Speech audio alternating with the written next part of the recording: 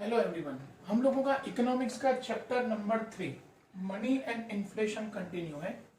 आज हम लोग इस चैप्टर का सबसे आखिरी टॉपिक डिस्कस करेंगे। इस वीडियो के अंदर हमने लास्ट वीडियो के अंदर इन्फ्लेशन के बारे में डिस्कस किया था कि जब कंटिन्यूसली हर एक सेक्टर के अंदर प्राइसेस इंक्रीज होती है लॉन्ग ड्यूरेशन के लिए, उसको हम लोग इन्फ्लेशन कहते हैं। स्टूडेंट्स, आज हम लोग डिस्कस करेंगे causes of inflation. Causes of inflation का मतलब होता है रीजन, किस रीजन की वजह से हम लोगों को इन्फ्लेशन दिखाई देता है, जिसमें सबसे पहले ए आता है इंक्रीज इन डिमांड। अब स्टूडेंट्स, मैंने आप लोगों को लास्ट वीडियो के अंदर जो डायग्राम बताया था, उस डायग्राम में मैंने आपको क्लियरली बोला था कि डिमांड कब बढ़ेगी, जब लोगों के पास इनकम इंक्रीज होगी। जैसे जैसे इनकम इंक्रीज होती है वैसे वैसे डिमांड इंक्रीज होती है, और जब डिमांड सप्लाई से ज्यादा होती है तब मार्केट में शॉर्टेज क्रिएट होता है, और शॉर्टेज क्रिएट होने के साथ प्राइसेस को इंक्रीज करना पड़ता है, मतलब कि इन्फ्लेशन आता है। अब इसमें क्या क्या पॉइंट्स हैं, किन किन पॉइंट्स की वजह से हम लोगों को इन्फ्लेशन दिखाई देता है, वो हम लोग डिस्कस करेंगे। Inflation means constant increase in price of goods and services in all sectors of economy. The two major factors affecting the price of goods and services are demand and supply. दो reasons हैं जिसकी वजह से हमेशा market के अंदर inflation दिखाई देता है। अगर मार्केट में डिमांड ज्यादा है और सप्लाई कम है तो ऐसे सिचुएशन के अंदर प्राइसेस इंक्रीज हो जाती हैं। और जब उल्टा सिचुएशन होता है कि मार्केट में डिमांड कम होती है और सप्लाई ज्यादा होती है, कि मार्केट में जब बहुत सारी चीजें अवेलेबल होती है लेकिन उसकी डिमांड नहीं होती है, तो ऐसे सर्कमस्टेंसेस में प्राइसेस को डिक्रीज किया जाता है। So the major factors affecting inflation are increase in demand and increase in production cost. दो रीजन है। पहला हम लोग डिस्कस कर रहे हैं increase in demand. Now, there is an increase in demand of a product which leads to increase in its price. अगर demand बढ़ेगी, सामने उतनी सप्लाई नहीं होगी, तो इस रीजन की वजह से प्राइसेस बढ़ानी पड़ेंगी। If the supply is not provided or if they are provided at a slower rate than the increasing demand, then there is an increase in the prices of the product. और ऐसे situation में जहां पे सिर्फ demand बढ़ रही है लेकिन सप्लाई नहीं बढ़ रही है, तो उस टाइम पे मार्केट को मैच करने के लिए हमको प्राइसेस को इंक्रीज करना पड़ेगा। If there is inflation due to increase in aggregate demand as compare to aggregate supply, then it is called demand pull inflation. इसको हम लोग कहते हैं डिमांड पुल इन्फ्लेशन। जब मार्केट में सिर्फ डिमांड बढ़ती है, सामने उतनी सप्लाई नहीं होती है, उसको हम लोग कहते हैं demand pull inflation. The major reasons for increase in demand are following. अब ये इंक्रीज इन डिमांड के अंदर सबसे पहला पॉइंट आता है increase in supply of money. Increase in supply of money. Student, supply of money का मतलब होता है पब्लिक की इनकम इंक्रीज होना, इन शॉर्ट में। तो जब इनकम इंक्रीज होगी तो ऑब्वियस है जो पब्लिक है वो डिमांड ज्यादा करेगी, और डिमांड ज्यादा करेगी, लेकिन अगर उतने गुड्स की सप्लाई नहीं होगी तो मार्केट में प्राइसेस को इंक्रीज करना पड़ेगा। Monetarist consider inflation as a purely monetary phenomena. According to them, if there is an increase in money in a state, increase in money मतलब पब्लिक के पास जब पैसा बढ़ेगा, individuals earn more income because of which the demand of necessities increases. Public के पास पैसा आएगा तो डिमांड बढ़ेगा। Against the increasing demand the supply remains steady, लेकिन सप्लाई एज इट इज रहेगा, leading to increase in price and inflation, और उसकी वजह से हमको प्राइसेस को इंक्रीज करना पड़ेगा। मैशलर says that too much money chasing too few goods causes inflation. ये मैशलर एक इकोनॉमिस्ट हैं जो कहते हैं टू मच मनी, जब लोगों के पास बहुत पैसा आ जाता है, चेजिंग टू फ्यू गुड्स, लेकिन सामने जब पैसा ज्यादा आता है तो डिमांड ज्यादा हो जाती है, लेकिन सामने अगर गुड्स की सप्लाई उतनी नहीं होती है, दैट लीड्स टू इन्फ्लेशन। उसकी वजह से इन्फ्लेशन क्रिएट होता है।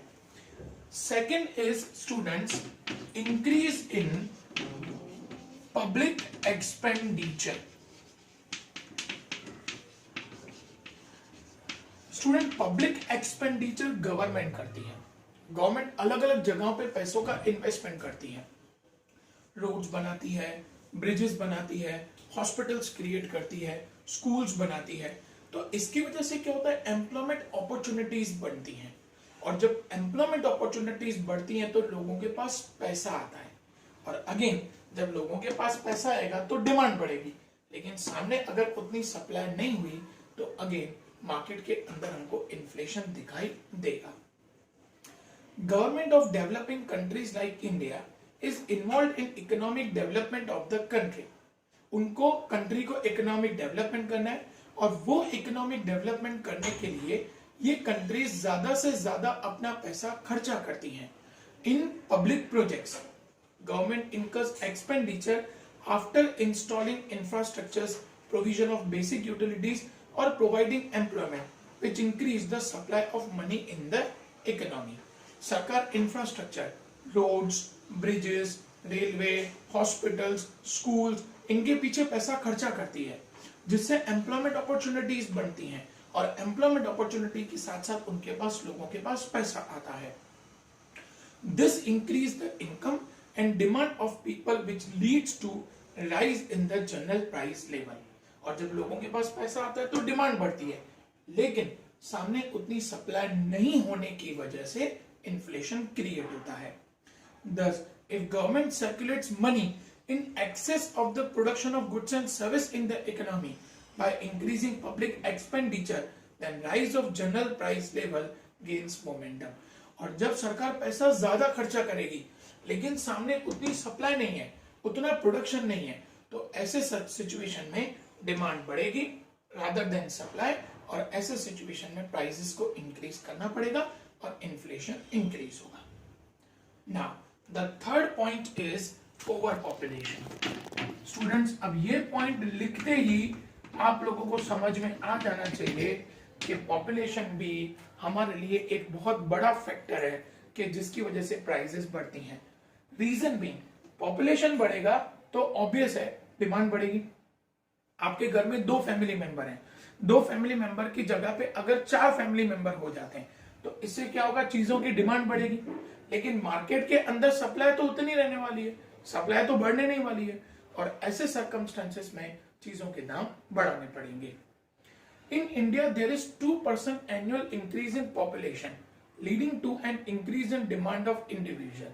हमारे यहाँ पे हर साल 2% के हिसाब से पॉपुलेशन बढ़ता है, जिसकी वजह से कॉन्स्टेंटली डिमांड बढ़ती जाती है।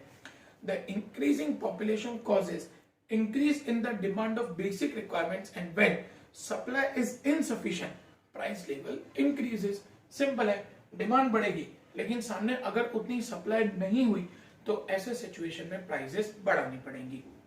When the population is constant but their purchasing power increases due to rise of their income, there is an increase in price level. लेकिन अगर सपोज करो पॉपुलेशन एज इट इज है, लेकिन लोगों के पास पैसा आ रहा है, तो पैसा आ रहा है तो अगेन डिमांड बढ़ेगी, लेकिन सामने सप्लाई नहीं होगी, तो ऐसे सिचुएशन में प्राइसेस को इंक्रीज करना पड़ेगा। Thus, supply of money leads to increase in demands followed by increase in price level of goods and services. तो ये हम लोगों ने कॉजेस ऑफ इन्फ्लेशन का एक पॉइंट डिस्कस किया, इंक्रीज इन डिमांड, जिसमें 3 पॉइंट्स डिस्कस किए कि अगर पब्लिक की इनकम बढ़ती है इन्फ्लेशन बढ़ेगा, अगर सरकार खर्चा ज्यादा करती है, प्रोजेक्ट के पीछे ज्यादा पैसा खर्चा करती है, अगेन डिमांड बढ़ेगी, सप्लाई नहीं होगी तो इन्फ्लेशन आएगा, और तीसरा ओवर पॉपुलेशन। जैसे जैसे पॉपुलेशन बढ़ता चला जाएगा, डिमांड बढ़ती चली जाएगी, सप्लाई नहीं होगी, तो ऐसे सिचुएशन में इन्फ्लेशन आएगा। अब हम लोग इसके बी पॉइंट पे जा रहे हैं। ये हम लोगों ने ए पॉइंट डिस्कस किया, अब हम लोग इसका बी पॉइंट डिस्कस करेंगे, कॉजेस ऑफ इन्फ्लेशन का, जो है increase in cost of production. Increase in cost of production. Students, cost of production का मतलब होता है हम लोग जब किसी भी चीज को बनाते हैं तो उस चीज को बनाने का खर्चा। आज सपोज करो कोई चीज है जो पहले 10 रुपए में बन रही थी और कंपनी उसको 12 रुपए में बेच रही थी, अब कंपनी का कॉस्ट ऑफ प्रोडक्शन बढ़ गया, कॉस्ट ऑफ प्रोडक्शन में लेबर की चार्जेस बढ़ गई, या उनका रेंट बढ़ गया, या उनका रॉ मटेरियल का पैसा बढ़ गया, कुछ भी हुआ, उनका कॉस्ट इंक्रीज होके 13 पे आ गया। अब ऑब्वियस है कंपनी उसको 12 पे तो नहीं बेचेगी, 12 पे बेचेगी तो कंपनी को 1 रुपए का नुकसान होगा। तो ऐसे सिचुएशन में कंपनी अपनी प्राइस बढ़ा के 16 या 17 रुपया कर देगी। इसका मतलब कि कॉस्ट ऑफ प्रोडक्शन इंक्रीज हुआ तो प्राइस भी इंक्रीज हुई। ये हमारा इन्फ्लेशन है। तो इन्फ्लेशन के दो रीजन हम लोगों ने डिस्कस किए। पहला हम लोगों ने इंक्रीज इन डिमांड, दूसरा increase in cost of production. इसको रीड करेंगे। The other major factor affecting the price is the supply of goods and services. Supply-oriented economists believe that when there is an increase in the production cost, there is an increase in its price. Economists ऐसा believe करते हैं कि जब जब उसका cost of production बढ़ेगा तो उसका प्राइस हमको बढ़ाना पड़ेगा। If there is an increase in cost of raw material, machine, electricity, water rates, workers' wages or transportation, there is an increase in prices of goods and services. कोई भी हमारा cost अगर इंक्रीज होगा तो हमको प्राइसेस को increase करना पड़ेगा, जिसकी वजह से इन्फ्लेशन क्रिएट होगा। Inflation cost due to increase in production cost is called cost push inflation. इसको हम लोग कहते हैं डिमांड पुल इन्फ्लेशन, इसको हम लोग कहते हैं कॉस्ट पुश इन्फ्लेशन और सप्लाई शॉक इन्फ्लेशन, या इसको सप्लाई शॉक इन्फ्लेशन भी बोला जाता है। अब स्टूडेंट्स, इन्फ्लेशन का जो तीसरा रीजन है सी, जिसको हम लोग कहते हैं अदर रीजंस। हम लोगों ने दो रीजन डिस्कस किए, एक डिमांड की वजह से और ये दूसरा सप्लाई की वजह से। लेकिन कभी कभी क्या होता है स्टूडेंट्स, कुछ और रीजंस भी होते हैं जिसकी वजह से कई बार चीजों की प्राइसेस बढ़ जाती हैं। अब वो कौन से रीजन से हम लोग एक एक करके डिस्कस करेंगे। The major reasons for inflation are increase in demand and increase in production cost. ये दोनों टॉपिक हम लोगों ने ऑलरेडी डिस्कस कर लिए। But practically there are also other factors which can affect the inflation. Even though minor factors are for a short term, they cause a spike in price levels. ये ऐसे factors हैं जो शायद short term के लिए आते हैं, लेकिन उनकी वजह से कई बार प्राइसेस बढ़ जाती हैं। For example, in industry based on foreign imports, if there is an increase in import expense और if there is a shortage during contingencies, it can lead to price rise. कई बार ऐसा होता है कि हम लोग जब गुड्स को बाहर से इंपोर्ट करते हैं, इंपोर्ट ड्यूटी बढ़ गई, तो ऐसे सिचुएशन में इन्फ्लेशन आ जाएगा। या कई बार अभी आप लोग देख रहे हो कि हमारी इंपोर्ट्स बंद है, तो इंपोर्ट्स बंद होने की वजह से क्या होता है, चीजों के दाम बढ़ जाएंगे क्योंकि शॉर्टेज है, हमारे पास वो चीजें अवेलेबल नहीं है, इसीलिए हमको उसके दाम बढ़ाने पड़ेंगे। Basically there is an increase in demand and production cost that leads to inflation, but other minor factors are as follows, जिसमें सबसे पहला आता है टैक्सेशन पॉलिसी। कई बार स्टूडेंट्स ऐसा होता है कि सरकार ने टैक्स बढ़ा दिया, और टैक्स बढ़ा दिया तो ऑब्वियस प्राइस भी बढ़ेगा। जहां पे सरकार पहले 1 रुपया टैक्स ले रही थी, अब सरकार 2 रुपया टैक्स ले रही है।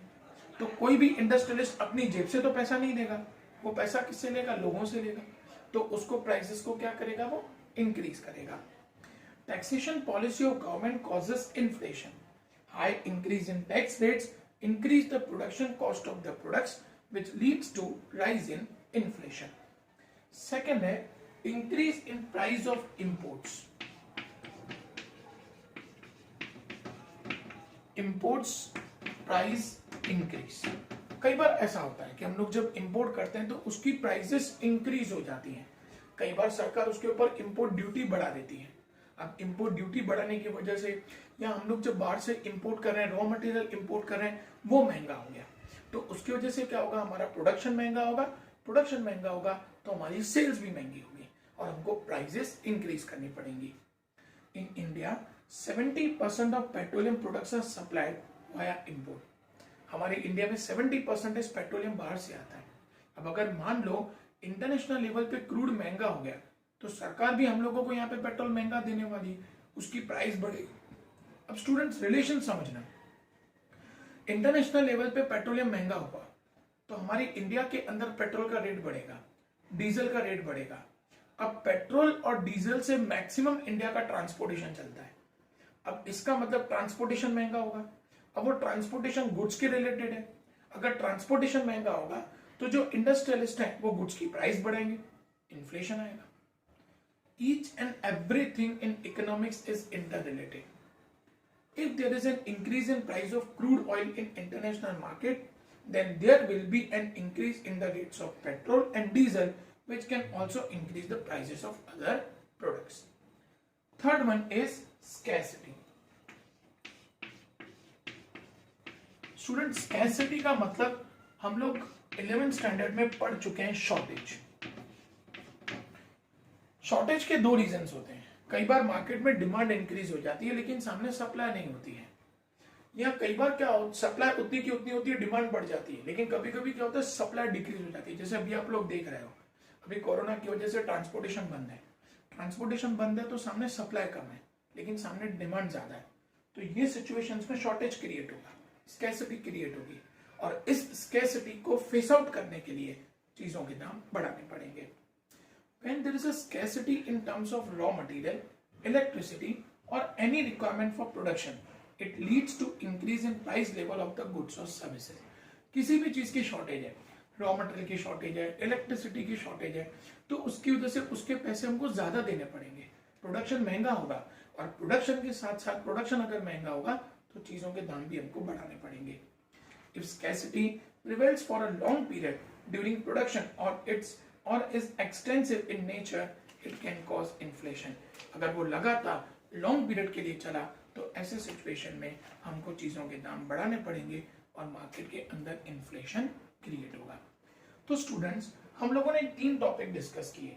इन्फ्लेशन आने के 3 मेन रीजंस हैं। एक, इंक्रीज इन डिमांड, जब मार्केट में डिमांड ज्यादा हो जाती है, या increase in cost of production, हमारा खर्चा बढ़ जाता है, या तीसरा अदर रीजन जिसमें अगर सरकार टैक्स बढ़ा देती है, या इंपोर्ट हम लोग जब कर रहे हैं तो इंपोर्ट की प्राइसेस बढ़ जाती हैं, या इंपोर्ट ड्यूटी बढ़ जाती है, तो ऐसे सिचुएशन में प्राइसेस इंक्रीज हो जाती हैं, या तो फिर कभी कभी अगर मार्केट के अंदर स्कैर्सिटी या शॉर्टेज क्रिएट होता है तो ऐसे सर्कमस्टेंसेस में हमको चीजों के दाम बढ़ाने पड़ते हैं। स्टूडेंट्स, इसी के साथ ये हमारा चैप्टर नंबर 3 इकोनॉमिक्स का मनी एंड इन्फ्लेशन कंप्लीट हुआ। Thank you.